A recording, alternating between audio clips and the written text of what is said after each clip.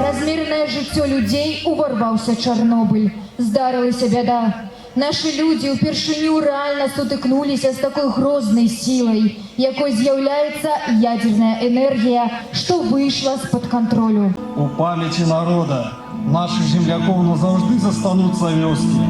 Брацькавічы, Вялікі Бор, Вётухна, Веровка. В этот день я желаю всем гражданам Костюковичского района крепкого здоровья, успехов в труде, мира, счастья и процветания. И пусть каждый день приносит вам новые успехи и добрые дела. В Костюковичском районе пострадала от аварии территория площадью 58 тысяч гектар. Было 183 населенных пункта и проживало свыше 34 тысяч человек. В районе насчитывается 25 населенных пунктов с различной степенью радиоактивного загрязнения.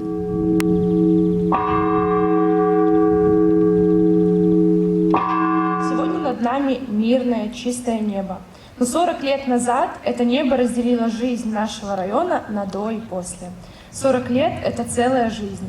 Для кого-то это годы памяти и боли, а для моего поколения — история, которую мы обязаны принять, принести сквозь сердце и сохранить. Как молодые специалисты мы приложим все силы, чтобы наше будущее было светлым. Мы будем учить детей беречь этот мир, беззаветно любить свой край и помнить. Будущее родной Беларуси в наших руках. Я хочу, чтобы в апреле пахло небом, весной и любовью. Я хочу, чтобы капели были просто водой, а не болью. И пекельною раной мне Чернобыль болеть. Больше не радуют кветки и не кличут грибы.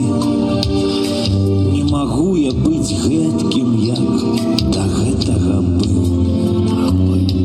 Роздум змрочным тыранам будзе роспач цвяліць. Незагойнаю ранай мне Чорнобыль боліць. Што пакінуў я внуку, што я сыну скажу?